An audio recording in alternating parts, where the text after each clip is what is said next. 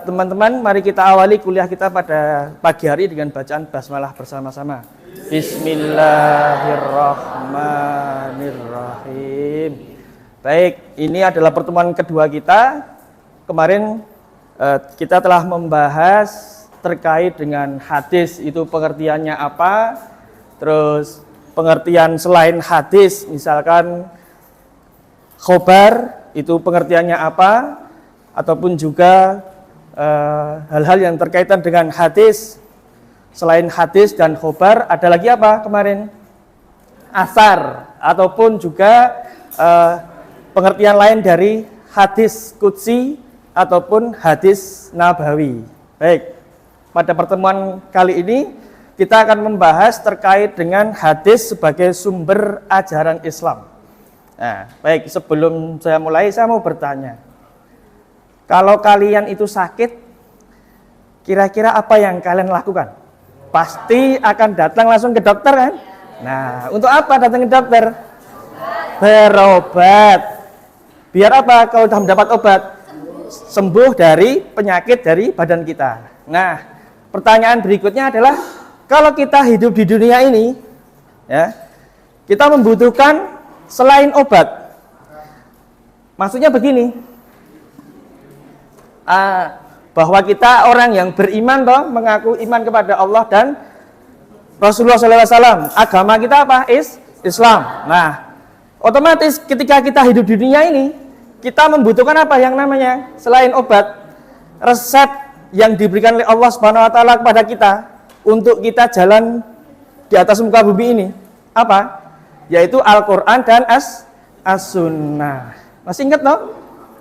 Ingat kan? Ya. Maka otomatis apa? Kita wajib meyakini seyakin-yakinnya akan kebenaran dari Al-Qur'an maupun apa? As-Sunnah. Kalau resep dokter aja kita percaya, badan kita sakit, kita minum obat, dan kita yakin dengan obat itu akan apa? Allah akan menyembuhkan penyakit kita. Begitu pula dengan Quran dan hadis, ya. Kalau kita berjalan di atas muka bumi ini tanpa arahan, tanpa petunjuk ataupun tanpa bahasanya, kalau kita beli misalkan kayak barang-barang elektronik, nah kita kan membutuhkan ataupun mendapatkan apa yang namanya user manual book. Apa itu? Buku panduan dalam apa? Menggunakan barang yang kita beli itu. Entah itu mobil, HP, ataupun sepeda motor, ataupun barang-barang elektronik yang lainnya. Yang fungsinya apa? User manual book itu membimbing, ya toh, mengarahkan, apalagi biar kita tidak tersesat menggunakan alat yang kita beli. Kamu punya HP, kamu nggak tahu tombol ini untuk apa fungsinya, gimana? Maka kamu merujuk kepada apa? Buku user manual tadi. Nah, begitu pula ketika kita hidup di dunia ini, ya enggak? Kamu naik motor nih, apa yang digunakan selain motor itu? Helm, apalagi? Jaket otomatis, apalagi? Kelengkapan motor, SIM ataupun apa? STNK-nya. Nah, di samping itu ketika kita mengendarai kendaraan, kita memperhatikan apa? Rambu-rambu lalu lintas. Sekaligus apa?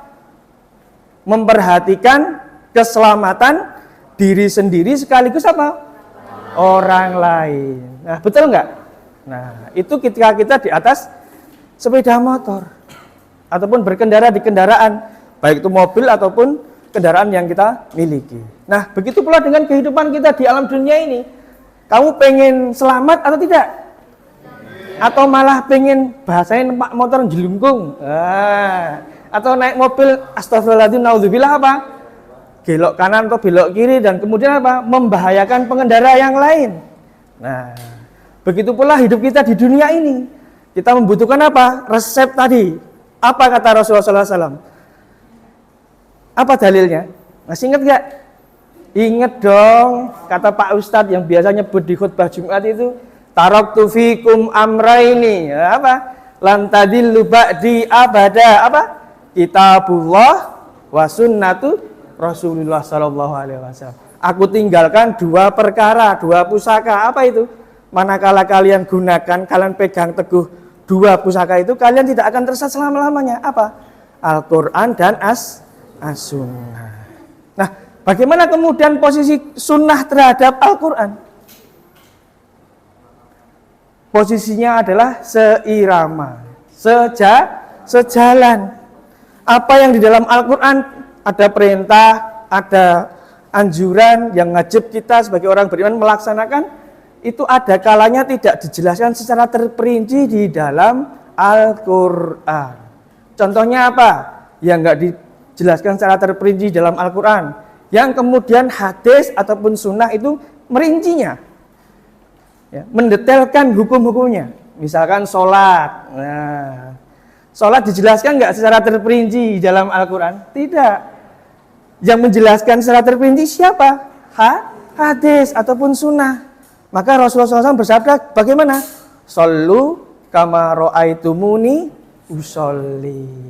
Sholatlah sebagaimana aku sholat. Jadi ada role model, ada contoh, ya, ada resep dari Rasulullah, juga dari Al-Quran. Kita sebagai umatnya tinggal meniru, melakukannya sesuai dengan resep tadi. Kalau kamu disuruh dokter minum obat misalkan bodrek, yang kamu minum bukan bodrek, sama enggak kesehatannya akan pulih?